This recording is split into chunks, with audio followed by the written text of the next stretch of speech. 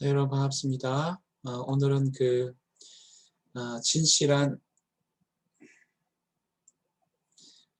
자백 회개를 통한 예수님과 사귐 요한 1서 말씀을 가지고 좀 나누도록 하겠습니다.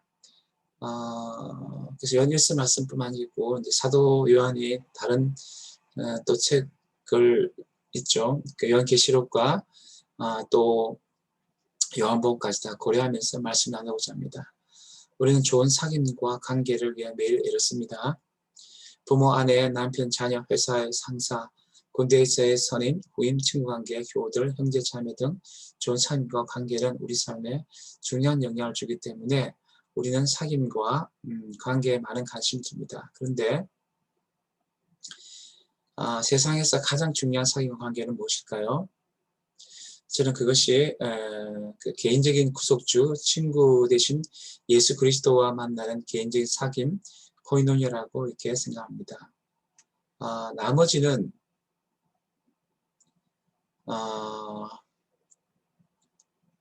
다 잃어도 되지만 물론 힘들지만 괜찮을 수 있습니다. 하지만 이 관계만 잃지 않으면, 특별히 저를 통해 파괴하지 않는다면 하나님이 우리 삶 통해 그분의 목적을 이루시고 다른 모든 관계를 회복시킬 수 있다고 저는 믿습니다. 오늘 본문 1, 2절에서는 친구 예수와의 사귐 만남이 중요함을 얘기합니다.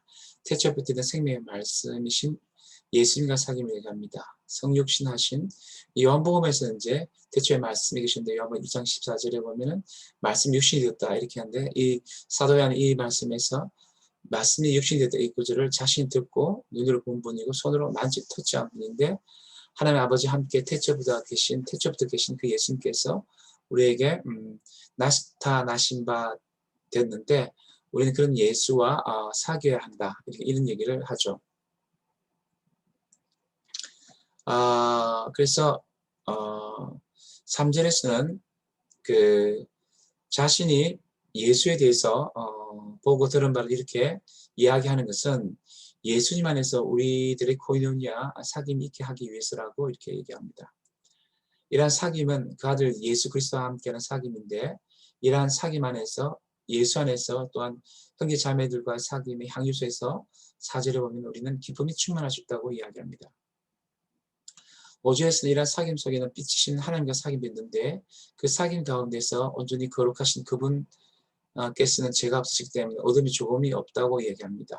6절에서는 만약 우리가 하나님과 사귐이 있다고 제가 있는 어두운 가운데 가면, 다시 말해서 빛의 삶을 그분과 교제 동의하지 않는다면은 우리가 거짓말하고 진리를 행치 아니하는 것이라고 얘기합니다. 근데 요한계시록을 보면은 이제 형식적 예배드리는 라디오 교회는 자칭 부자 대형 교회요, 주님에 대해서 부여하고 자기들이 하나님과 사귐이 있다고 얘기하지만 삶의 열매가 없고 거짓말을 하고 진리를 행치 아니한 생활할 때, 우리들의 죄와 어둠 때문에 내쫓기신 주님은 사랑하는 우리들에게 회개를 촉구하시면서 교제해 볼 기회를 찾고자 회개의 마음을 두드리십니다. 이때 요한계시록 3장 2절, 주님이 마음 문을 두드리시고 우리가 문을 열어주면 주님은 나는 너와 더불어 먹으리라고 사귀고 교제하리라고 말씀하십니다.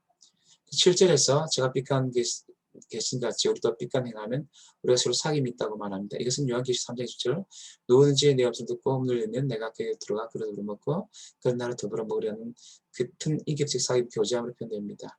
요한복음 15장 14절에서는 예수님 명함대로 행할 때, 즉 빛가운데 행할 때 친구와 같은 기쁜 사귐, 오직 필리아의 사귐이 있다고 말씀하십니다. 또한 아들 예수의 피가 우리를 모든 죄에서 깨끗하게 하신다고 하십니다. 하지만 6절에서 만약 우리가 죄 없다 하면 스스로 속이고 또 진리가 우리 속에 있지 아니하다고 얘기합니다. 예수의 피의 속죄함을 받은 우리의 구원, 칭의, justification은 예수 그리스도를 믿음으로 그분의 보혈의 피의 능력을 말미암아 단번에 완성되었지만 성화의 과정, 깊은 사귐으로 나아감에 있어서 구원받은 성도가 예수 그리스도의 형상을 되찾기까지 죄에 대해서 자백을 해야 한다고 이야기합니다. 그러므로 자백 회개는 예수 안에서 사귐이 있어서 매우 중요한 것이며, 매 순간 삶에서 자신을 돌아보며 자신 죄를 자백하는 것이 중요하다고 할 수 있습니다. 조금 전에 라우디게아 교회도 주님이 회개 자백을 요청하시면서 마음문을 열라고 하셨지만, 요한계시록 2장 16절에 보면 주님께서 회개하지 않는 버가모 교회에게 그러므로 회개하라, 그러지 아니하면 내가 내게 가서 네 입의 검으로 그들 싸우리라고 회개의 마음을 요청하십니다. 요한계시록 2장 5절 에베소 교회에 대해서도 그럼 어디서 떨어진지를 생각하고 회개하여 처음 행위를 가지라고 회개의 마음을 요청하십니다. 갈리나요 9절에서 우리가 죄를 자백하면 저는 자백하는 것이 좀 더 진지하게 요청되고 있습니다.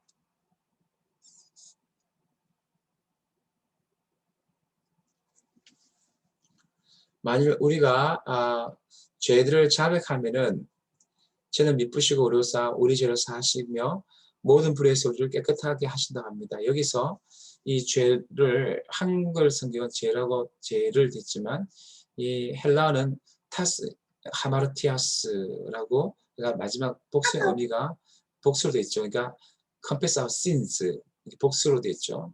그렇기 때문에 구원파나 영지주의는 죄를 단수로 취급하여 한 번만 회개하면 죄의 자백이 필요 없다고 얘기하나 우리의 시퍼렇게 사는 죄성들, 죄들을 우리는 늘 반복적으로 자백해야 하며 카톨릭처럼 신부에게 고백하는 것이 아니라 그러니까 미쁘시다 페이스풀인데 신실하고 의로우신 하나님 앞에서 단독자로서 우리는 그 자신의 죄를 고백해야 합니다. 그럴 때 페이스풀한 주님께서는 죄를 하나하나에 대해서 용서하시고 모든 죄들의 지뢰파 치명적인 죄의 결과들에서도 그분의 보혈의 피와 사랑과 권능으로 말미암아 신실하게 치유와 회복의 역사로 깨끗하게 하신다는 그런 언약과 함께 신실하게 그런 죄를 깨끗하게 하는 역사를 이루어 가십니다. 그래서 중생한 사람 또는 중생의 본 의견한 사람이죠. 예수 의미로 거듭난 사람 하나님 관계 속에서 아버지 하나님께서 아들로서 예수 생명으로 거듭난 번역한 사람 또는 다른 말로 징이 즉 징이 하나님께로부터 어렵다함을 받은 사람을 해서 그의 모든 생활이 순간적으로 다 그렇게 되는 것은 아니기 때문에 부패한 옛사람의 구석들 죄들을 없애고 거룩한 새사람 모습을 가지고 계시는 주님과 깊은 사귐을 위해서는 끊임없는 죄에 대해서 진실한 고백이 필요한 것입니다. 이런 자백 관련해서 뛰어난 영성과 오스왈드 챔버스는 다음과 같은 깊은 성찰 체험으로 이것을 설명했습니다. 성령은 우리 안에서 잘못을 감지하신 후에 우리 스스로 그것을 바로잡으러 하지 않으신다.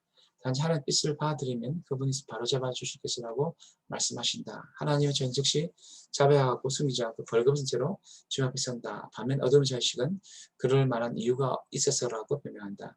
성의 빛이 들어와 죄를 자하게 되면 빛의 자녀들에게 자백하라. 그러면 하나님이 잘못을 바로잡으신다. 하지만 변명하면 어둠의 자식이라고 인정합니다. 이렇게 얘기합니다.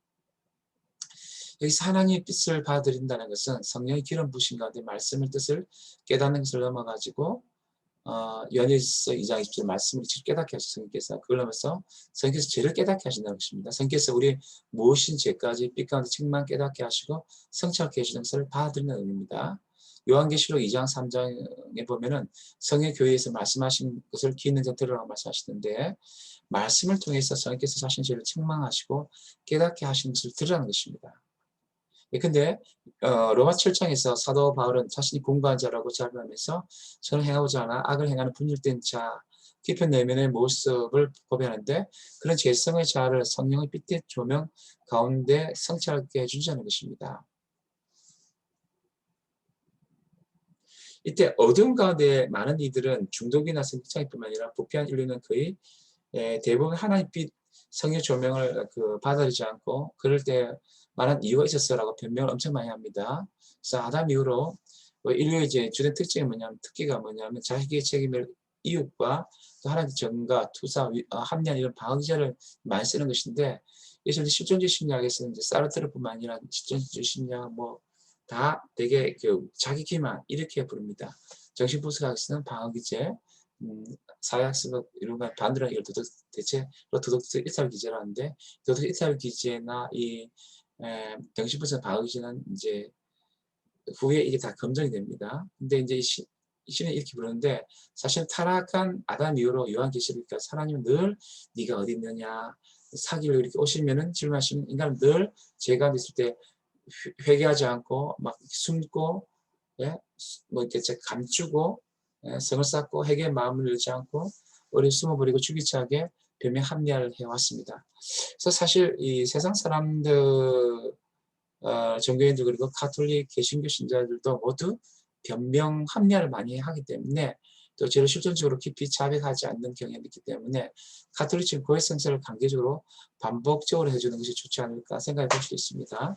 모든 것을 상대와 다원주의하는 포스트 모던 사회에 있어서 시대에 있어서 많은 교회들, 저와 우리 가족 등이 진정 의미의 해결을 강조하지 않는 경향이 있기에 말씀과 언어는 삶을 살아도 틀린 것을 차이, 다른 것을 해석하는 경향이 있죠. 틀린 건 틀린 것인데 차이 다른 것을 해석하는 것이죠. 물론 우리가 다른 것을 틀린 것으로 해석하면 안 되겠죠. 이 포스트 모던에서 중요시인 것처럼 다른 것을 틀린 것을 해석하겠지만 그냥 틀린 것을 차이 그냥 다르다. 이렇게 해석하면 또 안 되는 거죠. 그래서 그런 경향성 가운데서 좋은 게 좋을 거라는 생각하는 경향이 있는 것 같습니다. 심지어 교회에 사람이 적어질까 말씀의 절대 기준을 약화시키기도 합니다. 그러다 보니 교회가 해결 능력을 잃었고 이 죄에 대해서 민감성이 약해진 것 같습니다. 성령이 임하시고 성령 안에서 깊은 참된 회개가 이루어질 필요성을 많이 느낍니다. 하지만 이게 너무 쉽지 않을 수 있습니다. 주님께서 다른 유다를 향해서 진실로 진실로 너에게 이르노니 너희 중 하나가 나를 팔리라 라고 했을 때 유다는 즉각적으로 회개하지 않고 밖으로 나가 버렸습니다. 사도 베드로가 삽비라에게 이 그 땅 판값이 이것뿐이냐 라고 물었을 때 회개하지 않고 오히려 예 이뿐입니다 라고 거짓말했습니다.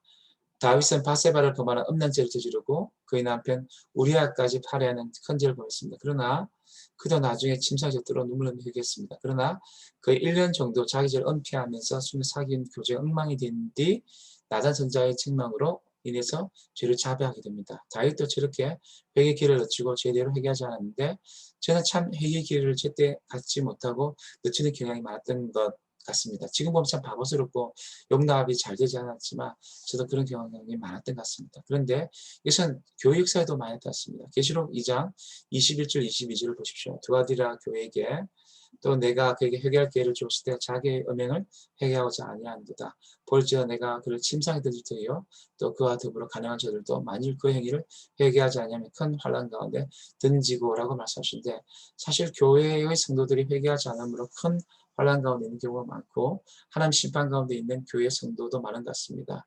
하나님은 세상보다 오히려 거룩을 위해서 교회를 만드신다 하시는데 그런 상관없는 형제들이 많은 것 같습니다. 그래서 이제 히브리서 4장 13절의 말씀처럼 지으신 것이 하나라도 그 앞에 나타나지 않음이 없고 오직 만물이 우리를 상하신 자의 눈앞에 벌거벗은 벗은 자같이 드러남에도 불구하고 사람의 뜻과 마음을 깊이 살피는 주님의 임재 가운데 사귐 가운데 우리는 살지 못하고 있는 것 같습니다. 이런 차원에서 고해성사는 깊은 죄를 만지지 못한 차원인 것 같습니다. 고해성사가 사목 권력적 통제 수단화라고 비판하는 그런 미셸 푸코의 관점도 있지만도 사실은 칼빈이처럼 고해성사가 회개 자백을 너무 외적으로 몰고 가는 차원이 있다고 보기 때문에 성령 안에서 지정의 변화까지 고려하는 또 사랑과 욕망, 의지 변화까지 고려하는 차원, 영적인 내적인 차원, 깊은 차원에서 고해성사를 넘어선 더 성경적인 방법을 우리가 택해야 할 것 같습니다. 예컨대 카인처럼 아벨에 대한 시기와 질투가 일어날 때 교만과 비교식의 질투의 조지를 부인하지 말고 방해 쓰지 말고 질투가 없는데 은폐에 부인하지 않는 게 중요한 것 같습니다. 성령님께서 죄를 깨닫게 하실 때 어둠 가운데서 들키지 않으려고 착각하지 말고 솔직하게 고백하는 것이 중요한 것 같습니다. 그냥 성령빛 가운데서 정직하게 예 제가 교만했습니다. 질투했습니다. 라고 고백하고 자백하십시오. 저는 참 이렇게 질투를 많이 하는데 사람들 잘 모르는 것 같아요. 그러나 주님 앞에서는 계속 하나님 제가 좀 질투가 이런 분이 있을 것 같습니다. 세미나스 너무 스니크한 비판했는데 그 사람 사랑해서 이렇게 리뷰해 준 것이 아니고 제가 질투해서 또 이렇게 또 질투했으면 이렇게 고백하는 게 중요한 것 같습니다. 권력 중독, 성 중독, 쇼핑 중독 등 다층적인 중독에 어려울 때 중독을 단지 질병으로 하나씩으로 세상 상담심리학이 질병적으로 하나씩은 경향이 나는데 기독교 상담심리는 좀 그렇지 않지만 어쨌든 죄와 죄성을 정직하게 고백하고 자백하는 게 중요한 것 같습니다. 영적인 타협이 일어날 때 수없이 넘어지고 주님을 배반할지라도 자기를 자꾸 합리하지 말고 그러한 마음을 정직하게 아뢰십시오. 개인적으로 교회 개혁 연대 활동을 한다고 말했지만 내 속에 책망받은 요한계시록의 5교회 또는 고린도 교회스러움, 심지어 신천교회스러움의 흔적을 가진 내 자신의 바보 같은 코미 같은 현실을 만났더라도 내 자신을 미워하거나 학대하기 전에, 은폐하기 전에 주님께 오히려 정직하게 자배하기 원합니다. 주님 언제나 사실은 기도응답 하시지만 내가 원하는 기도응답 안 하실 때가 많았죠. 그래서 주님께 실망하던 느낌도 낙심한 마음도 정직하게 소통하고 고백하고 위험이 나타나 무력감을 느낄 때 시편의 다윗처럼 정직하게 고백하십시오. 음행하려는 마음에 있어도 솔직하게 주님께 알리십시오. 음행을 스스로 정당하기보다도 그냥 이런 느낌들을 고백하는 게 중요한 것 같습니다. 역사에 대학가에 너무 많은 이들이 대학생 2년 정도 3, 4년 아니라도 57%가 성관계를 바로 들어간답니다. 그래서 어떻게 보면 순전히 엉뚱한 욕구를 채울 생각으로 바로 성관계를 맺고 있는 것 같지만 그들과 비교해가지고 성적인 또 친밀 접촉, 성추행을 하는 자기를 이 정도 괜찮아 하고 정당하기보다도 가늠과 방탕, 동성애, 성추행 등등 어떤 그 느낌들에서 주님께 정직하게 고백하십시오. 진리를 부인하며 어떤 식으로든 내로남불의 방식으로 자신을 정당하는 파편화된 자아도 지닌 소피스트들, 포스트 모든 인간들 득산 세상에서 자신을 돌아보기란 쉽지 않은 것 같습니다. 기독교 상담 심리학자인 스카페스는 마음이 가난한 자 복이 있다는 그 팔복의 첫 번째 구절, 그 구절을 인정하면서 가난한 자는 자기 스스로 부족하고 허점이 많다고 인정할 줄 아는 자라고 하는데 사실 우리가 그 감옥 간 사람, 성장애자들도 그 스카페스에서는 거짓의 사람들이 가장 자기 자신이 죄성을 인정하지 않죠. 성께서 선처하게 하시는 죄에 솔직히 마음을 열고 고백한다면 사실 이렇게 하면 중독이나 성장에도 반이 이미 나은 걸 할 수 있습니다. 그래서 이렇게 고백할 때 우리는 깨끗게 되고 성숙의 계기를 마련할 수 있을 것 같습니다. 솔직히 우리는 우리를 끊임없이 사로잡아 가려고 하는 죄의 본성과 싸워 이길 능력이 없습니다. 그래서 주님 우리 성령을 성의 능력 은혜가 함께 듣게 하시고 성령 사랑 인격의 열매를 맺게 하시고 열심히 대단히 부이시죠. 그래서 요한복음에 보면은 농부신 주님 하나님께서 이 포나무비를 통해서 가지치가 아니서 우리에게 참 열매를 맺어주려고 굉장히 열심히 노력하는 것을 우리가 저번에 설교 말씀 통해서 들었는데 사실은 실제적으로 로마서 8장의 약속대로 우리가 육신 소욕을 따르지 않고 성령의 소욕을 따르시고 성의 능력으로 죄성을 이기게 해주다 약속하셨고 사실 이것을 이루게 해주십니다. 또 우리가 육신적 욕과 암흑에서 이생의 자랑과 헤매는데 사실은 이것을 변혁해 주께서 우리가 중독이 아니고 하나님을 사랑하는 질서를 갖게 해주시고 또 욕망 질서도 변혁시켜주죠. 지적의 락강은 우리가 데카르트적인 생각 존재가 아니고 욕망 존재인데 욕망을 변혁해야 한다고 계속 주장하는데 실제적으로 욕망을 변혁시키시고 기억시키신 분은 로마서 8장에서 약속하신 성령이시죠. 또 우리가 어거스틴이 걱정하는 것처럼 우리는 외국대 의지를 많이 가지고 그렇죠. 이것을 아리스토텔레스는 아크라시아 의지의 바닥이라고 이렇게 얘기하는데 외국대 의지를 진짜 변화시켜가지고 저를 이길 수 있도록 해주시는 바로 성령 능력을 주시는 거죠. 로마서 8장 약속대로. 하지만 17처럼 만일 우리가 범죄하지 아니했다 하면은 하나님을 거짓말하는 자로 만드는 것이라고 합니다. 다시 말해서 아담과 이브처럼 카인처럼 자기들이 죄를 져놓고 또 오히려 죄를 합리하면서 하나님께 책임을 다하고 두 사람 다 파괴하시는 것은 적실하지 않다는 것입니다. 그렇게 할 때 그분의 말씀이 취하되고 인격화 되고 열매를 맺지 못한다는 말을 하십니다. 인간 관계에서도 합리화 투사 등 파괴를 많이 쓰면 관계가 깨어집니다. 사실 뭐 관계뿐만 아니라 제의 서비스 열매들을 많아지지만 친구와 관계에서도 그렇게 하면 관계가 사귀면 깨어지는 것이죠. 그러므로 언제나 그분과 형제, 자매들 관계에서 스피드 가운데 사귀고 자기 죄가 있으면 고백함을 해결하는 여러분 되시길 축복합니다. 변명하지 말고 정직하게 기도하고 용서를 구하면 주님은 우리를 깨끗게 하시고 올바른 길로 인도해 줄 것입니다. 정말 또 정말 자기가 심각한 죄가 있다면 알코올 중독이나 성 중독이나 기타 권력 중독 등 그럼 가난 마음뿐만 아니라 애통하는 마음을 가지고 주님의 도우심을 구하되 죄를 있는 그대로 고백하고 자백하는 마음으로 나가시면 주님이 위로가 있죠. 애통한 자에게는 주님이 위로를 주시다 있지 않습니까? 치유가 임할 것입니다. 그러면 주님 임재 가운데 주님을 보면서 주님과의 사귐과 관계를 회복시켜 주실 뿐만 아니라 우리 지정이와 의지력과 사랑 질서, 영광 질서를 회복시키면서 더욱 주님께로 나아가서 깊은 사랑과 함께 사랑과 성령의 열매까지 주실 것입니다. 아무쪼록 저와 여러분의 삶이 주님과 정직하게 소통하고 고백하고 자백함으로 말미암아 주님의 사귐 관계가 더 깊어지기를 축복합니다. 온 세상의 죄를 대신해서 죽으신 화목 제물 되신 그분 앞에서 그분이 우리 죄를 용서하시며 칭히 제사를 주시지만 성화의 과정에서 우리가 또 계속 죄를 질지라도 끊임없이 우리 이제 죄를 자백할 때마다 그 죄를 용서하시고 깨끗게 하시고 치유하시고 저희가들 그 가장 더 좋은 그로 회복시킬 수 있는 역사하시죠. 그래서 그분과의 사귐이 더 깊어지고 온전해지기를 축복합니다. 무엇보다 정직한 소통과 자백으로 깊은 주님과의 사귐과 관계를 가지기를 축복합니다.